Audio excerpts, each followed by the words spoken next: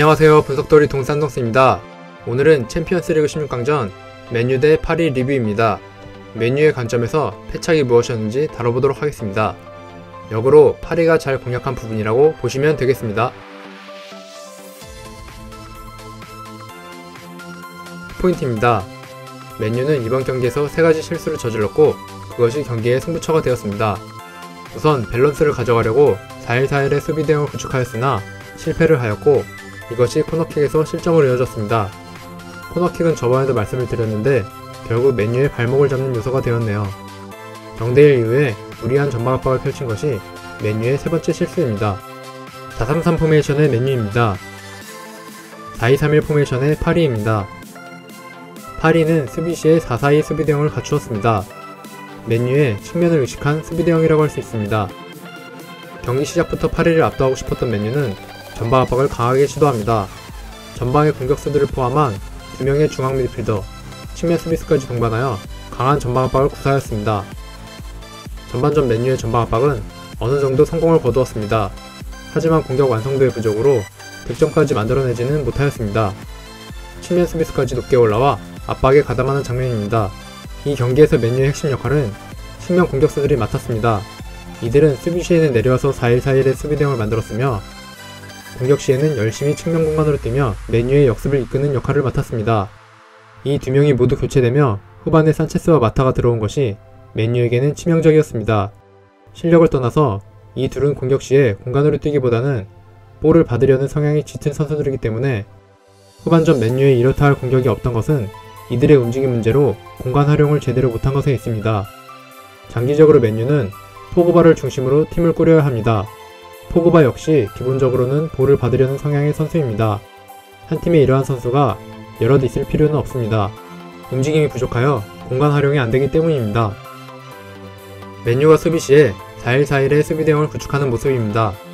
역습 시에 측면 공간을 적절하게 메우고 있는 링가드와 마샬입니다. 비록 마샬이 경기 내내 막히는 모습을 보여줬지만 빠른 역습을 가능하게 해주었기 때문에 공간을 점유하고 있는 것은 매우 중요했습니다. 다소 퀄리티가 아쉬웠지만 솔샤르 맨유의 특징인 빠른 역습에 어울리는 선수들이기 때문에 이들이 전반전만 뛴 것은 맨유로서는 아쉬웠습니다.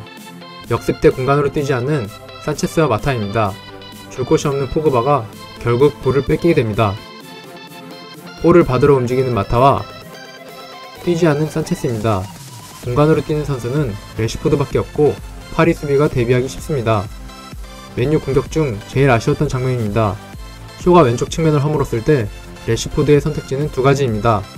하나는 볼을 받기 위해 움직이는 것, 두 번째는 그대로 침투하는 것입니다. 첫 번째 방법은 수비수 시야에 놓여 막히기 쉽습니다. 이것이 레시포드가 실제로 선택한 방법입니다. 그대로 침투할 경우에는 수비수가 딸려 들어가 뒤에 따라오는 동료에게 단독 찬스를 만들어줄 수 있습니다. 뿐만 아니라 본인이 직접 받는 루트도 가능합니다. 좋은 연계로 측면을 허무는 마샬과 루크쇼입니다. 본인이 직접 슛을 하려다 레시포드가 차단을 당합니다. 비슷한 상황에 공격수의 침투 움직임으로 뒤에 있는 선수에게 단독 찬스를 만들어주는 장면입니다. 맨유의 첫 번째 실수입니다. 두 줄 수비의 핵심은 수비라인과 미드라인의 간격을 좁혀 수비 대응을 구축하는 것입니다. 여기에 수비형 미드필더까지 추가된 4-1-4-1 포메이션은 중원 수비를 더 두텁게 하는 대형이라고 할 수 있습니다. 하지만 수비형 미드필더를 믿고 오히려 간격이 벌어지는 현상이 종종 생기게 됩니다. 이는 4-1-4-1 수비 대응을 갖추는 팀들이 가장 보편적으로 저지르는 실수입니다. 맨유도 이와 같은 실수를 저질렀고 빨갛게 표시한 공간을 허용하게 됩니다. 파리가 포그바와 수비 라인이 벌어진 틈을 이용해서 공격을 펼치는 장면입니다. 에레라와 포그바 둘 다 뒤의 공간을 제대로 신경 쓰지 않습니다.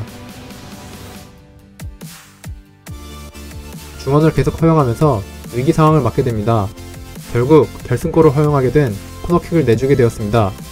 맨유의 코너킥 수비 방법은 개인마크 전술이지만 정작 마크가 잘 되지 않았습니다. 니어포스트로 수비진을 몰아넣고 뒤쪽에서 승부를 보는 방식은 어찌 보면 세트피스에서는 흔한 공격 방법이라고 할 수 있습니다. 니어포스트로 시선을 돌린 후 파포스트에서 승부를 보는 파리의 코너킥 전술입니다. 지난 토트넘과의 경기에서도 비슷한 실수를 저지르는 것을 볼 수 있습니다. 맨유의 세 번째 실수입니다. 앞에서 맨유의 전방 압박에 대해 말씀을 드렸는데요.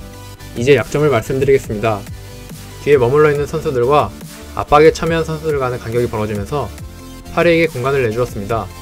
맨유가 첫 번째 실점 이후에 다시 무리한 전방 압박을 펼친 것이 패착이었습니다. 전방 압박 시 간격이 벌어지는 것이 맨유의 치명적인 문제점입니다.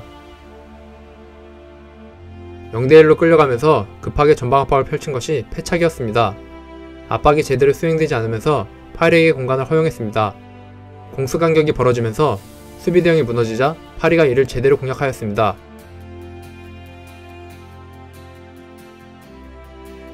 음바페가 좋은 움직임으로 추가골에 성공합니다. 이상으로 리뷰를 마치겠습니다. 재미있으셨다면 구독과 좋아요 부탁드립니다. 다음에 더 나은 컨텐츠로 돌아오겠습니다. 시청해주셔서 감사합니다.